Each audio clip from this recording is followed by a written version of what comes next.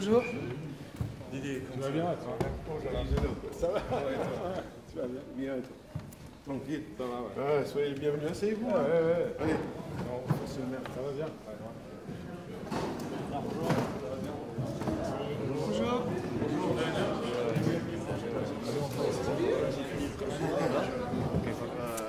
Notre révolution. Voilà, je pense qu'on va construire de nouveaux rapports entre le Nord et le Sud, et c'est pour cela qu'on a créé Younga Solidaire, en fait. C'est dans cet objectif. Voilà. Et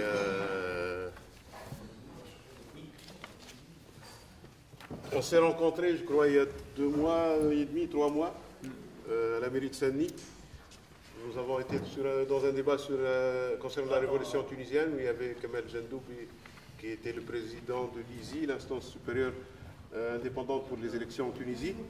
Et il y avait Saint-Denis, par ailleurs. qui ne connaît pas du tout Saint-Denis. Qui ne connaît pas du tout Saint-Denis. Et parce qu'il vient du Nord, il vient de Calais.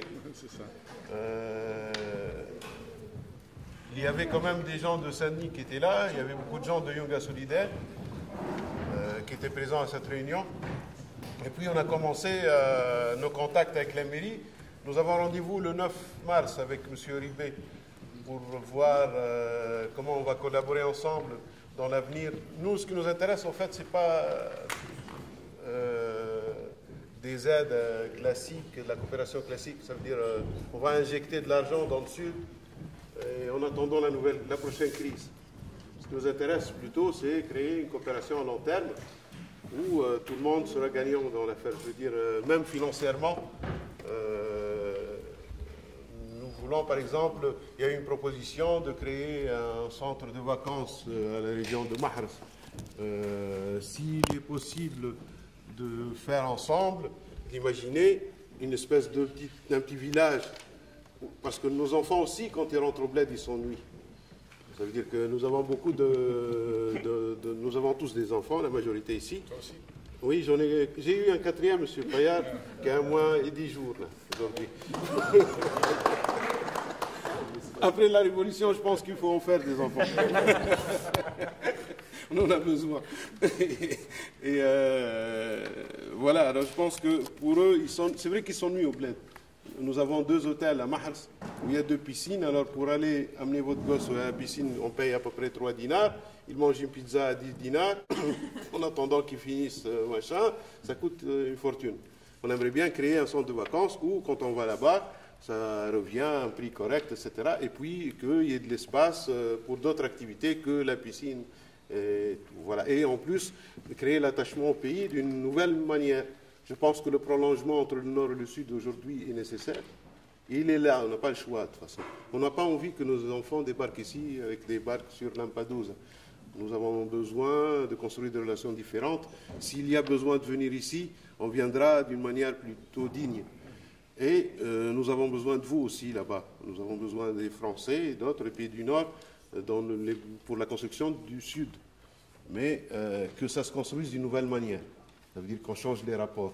Et je pense que Saint-Denis et plein de communes, ils sont parmi les premières villes et régions qui essayent et qui font l'effort, ils font beaucoup d'efforts dans le sens de relations égal à égal, qu'on ne trouve pas ailleurs. Et c'est pour cela aussi que nous sommes attachés à ce territoire et à une coopération avec ce territoire. Je pense que c'est avec cela qu'on peut construire. Les étrangers, ils sont là, ce n'est pas une fatalité, c'est un choix pour beaucoup. Et puis, si ça pose problème ici, chez nous aussi ça pose problème, dans le sens où nous avons l'exode rural. Une ville comme Mahrs, vous avez une grande partie de gens qui viennent de l'extérieur, qui souffrent aussi d'un mépris, entre parenthèses, et de relations assez tendues. Nous sommes en train aussi de reconstruire différemment. À savoir que si les gens se déplacent, c'est pour vivre, et qu'ils ont droit de... Je pense que l'homme est voyageur par nature. Depuis l'existence de l'humanité, l'homme bouge d'un lieu à l'autre, et c'est un droit. Et je ne pense pas que construire des murs et des barrières pourrait faire avancer l'humanité. Et c'est pour cela que nous pensons intégrer dans nos projets toutes les populations, à savoir, par exemple, pour nous, pour le workshop qu'on va faire cet été, pour réfléchir la région de Mahrs, on va faire les petits villages, les zones rurales, ceux qui sont aujourd'hui ouvriers de bâtiments chez nous, parce que les gens de Mahs sont là, ils viennent travailler à Saint-Denis, ils travaillent en France, et d'autres qui viennent s'installer à Mahs. Et ces gens-là, ils sont un peu exclus de la cité. Et ça ne peut créer que des problèmes sur tous les plans économiques, sociaux, etc. Nous voulons que tous ces gens-là soient intégrés parce que c'est dans notre intérêt aussi pour construire une cité qui vit. Et concernant les rapports avec le Nord, une population de 8800 à peu près personnes qui vivent en France, d'une ville qui présente à peu près 22 000 habitants, ça fait plus que le tiers.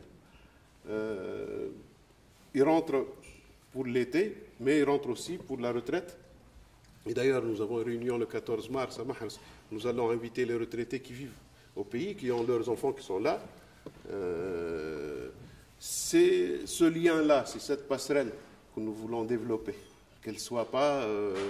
je veux dire que quand on rentre au pays, on rentre chez soi normalement. On ne rentre pas comme si on va divorcer avec le pays dans lequel on a vécu 30-40 ans, parce que nous avons une part de notre vie, une énorme part de notre vie qui est là, à Saint-Denis ou ailleurs. C'est-à-dire que nous, quand on rentre au pays, la plupart des gens que vous voyez ici, on se retrouve là-bas aussi. Parce que c'est ces amis-là, ces relations, etc. Alors, pour pouvoir construire, je pense qu'il faut qu'on se concerte. Il faut qu'on discute. Qu'est-ce qu'on veut faire ensemble? Quel projet pour demain, pour ces rapports Nord-Sud? Et nous avons cet avantage en Tunisie, que nous avons eu une révolution, ce qui n'est pas le cas actuellement en France, malheureusement. Parce que j'espère que ça va venir bientôt, parce que ça commence à être long. Et je veux dire que cette chance que nous avons d'avoir un pays aujourd'hui en pleine ébullition nous permet de construire avec du neuf. On n'a pas ce poids de l'ancien qui est là aujourd'hui en France et dans les pays du Nord. Là, en Tunisie, l'avantage que nous avons, malgré tous les dangers, il y en a des dangers autour de cette révolution. Les contre-révolutionnaires, ils guettent, ils sont là.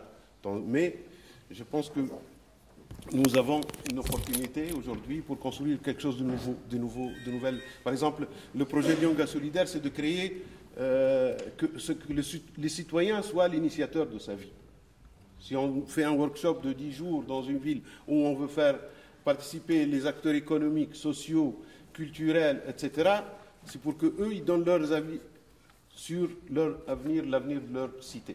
Et on va travailler aussi en collaboration avec le ministère de l'Éducation nationale en Tunisie. On va faire une espèce de plébiscite où les enfants auront à répondre sur un questionnaire, comment ils imaginent, etc., et ramener ces questionnaires à la maison, et ramener des réponses, et créer une interactivité qui nous semble très intéressante pour construire une ville citoyenne, tout simplement.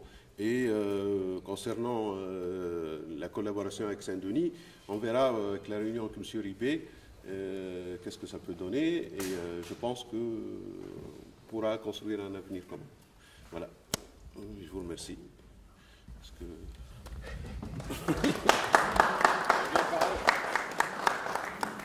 J'apprends en fréquentant.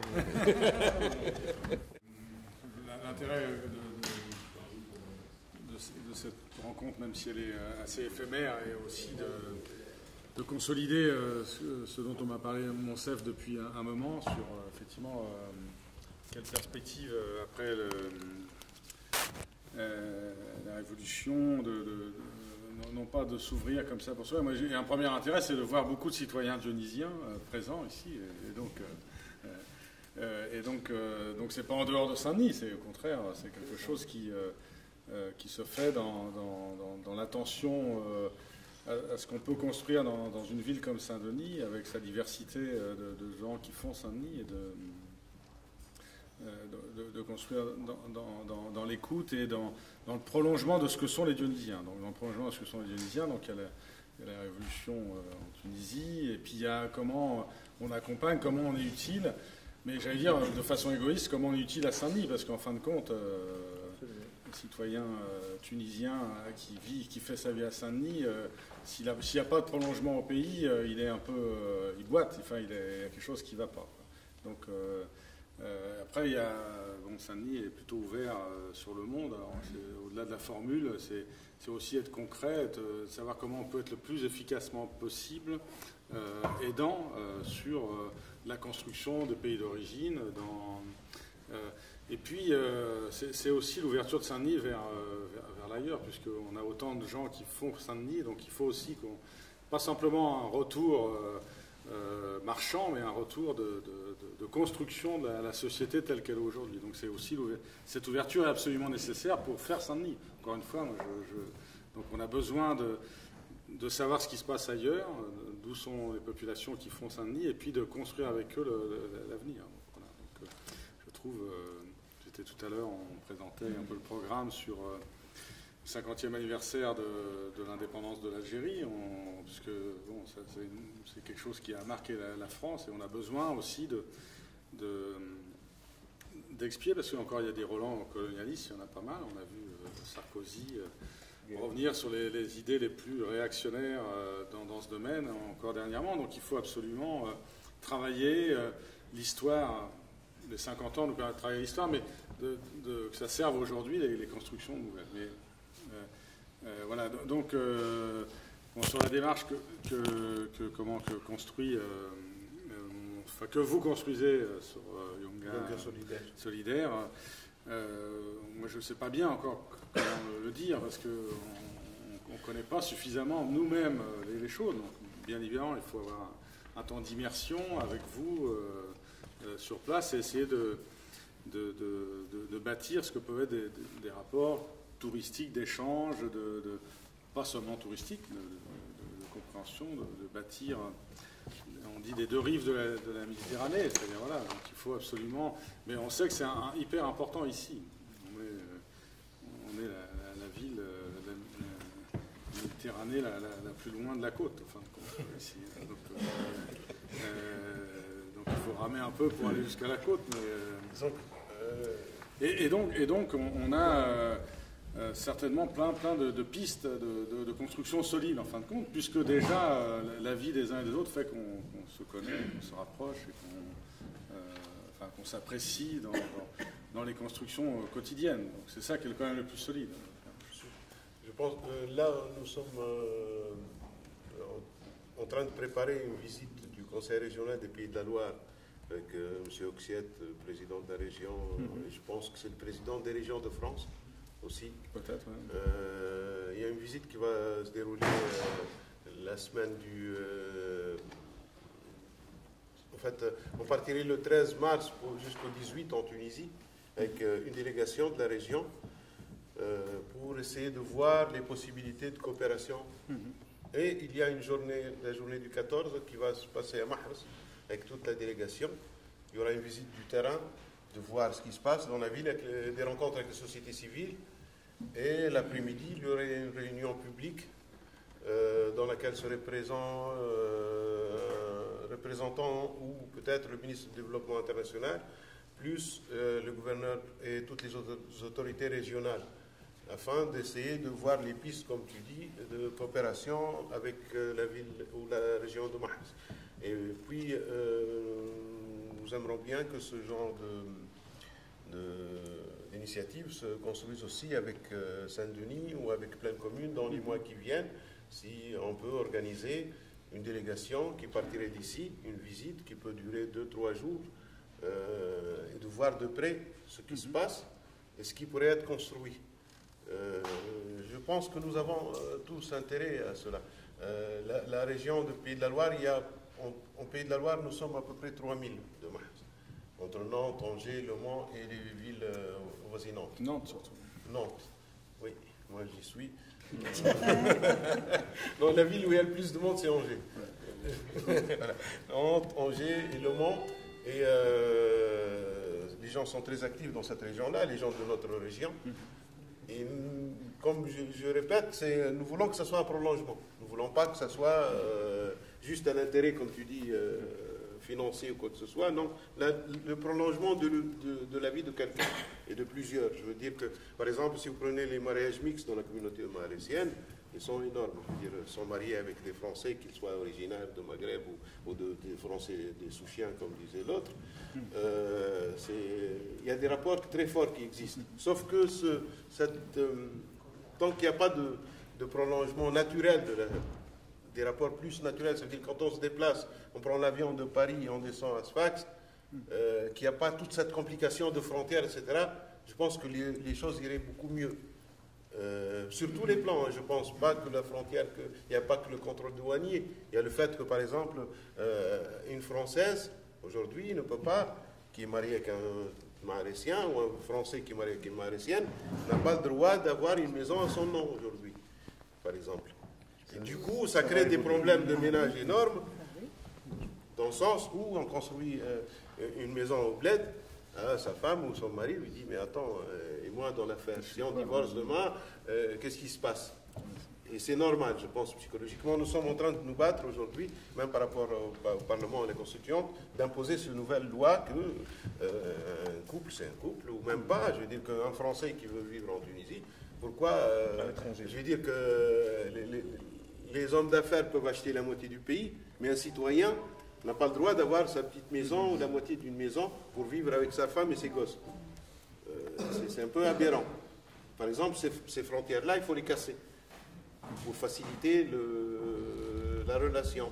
Il y a plein de choses que nous sommes en train de travailler dessus, que ce soit par rapport aux associations d'immigration, etc. Ici, il y a un travail concret, comme tu dis, sur la vie de tous les jours, qui a un sens, c'est-à-dire qui a une influence sur le quotidien de l'immigré. Et autre chose, les destinations touristiques, moi j'aimerais bien, quand je vais quelque part, aller chez les gens, découvrir le pays. Ça, on veut le développer, un tourisme différent. Et ça ne s'appellera plus tourisme, en fait. Parce que ça sera une visite. On va visiter l'autre, on va voir l'autre. Et voilà, créer ce genre d'échange. En tout cas, si vous voulez rester avec nous, c'est avec un énorme plaisir. Mais en tout cas, nous vous proposons, avec Michel le 9, on va proposer, si vous voulez, une visite ou quelque chose. D'accord. Non, mais sachez, notre intérêt, effectivement, est un peu sur ces mêmes démarches-là, d'abord qui intègrent le citoyen comme un des acteurs, et pas simplement comme un consommateur. Voilà. Donc ça, c'est important.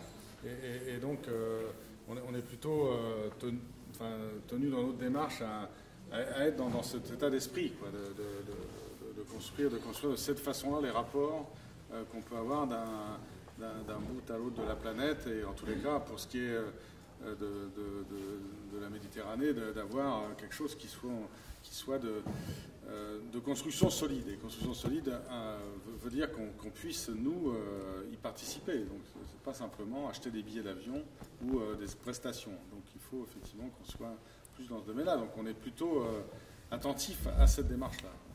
Voilà. Juste un dernier mot là-dessus, c'est que Yonga Solidaire, quand elle s'est construite, ce n'est pas une association classique. C'est un espace. C'est plutôt un espace. Par exemple, comme tu dis, avant, on avait ce rapport, on ramasse l'argent, on l'envoie au bled, c'est ça la coopération et le soutien, etc. Nous, notre idée, elle est venue opposer à cette habitude. À savoir que nous avons nos enfants ici, nous vivons ici, c'est en partie notre pays, c'est notre deuxième pays, mais c'est le pays de beaucoup de nos enfants. Et c'est plutôt le prolongement de quelque chose qu'on veut. À savoir qu'on ne veut pas envoyer de l'argent, etc. Ça, on a dit que non. On ne va pas fonctionner de cette manière-là. Mais on s'occupe bien ici d'une équipe de foot, par exemple. Nous avons une équipe de foot ici qui joue à la Courneuve toutes les semaines. Elle fait partie de cette association. C'est Nadr qui en est responsable, des gens de Mahrs. Il y a une équipe de foot ici. Il y a, par exemple, les jeunes immigrés qui viennent d'arriver de Lampedusa, etc. Ils font partie du groupe et on travaille ensemble.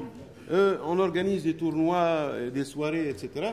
Mais aussi, on se prolonge dans le pays. Alors du coup, c'est global ce qu'on fait. Ce n'est pas sectorisé, etc. Voilà. Je veux dire que on veut casser cette frontière, tout simplement. On veut démolir cette frontière, qu'on vit comme tout le monde. Alors, on va construire ensemble. Merci. Merci à vous. À bientôt. À très bientôt. Merci beaucoup.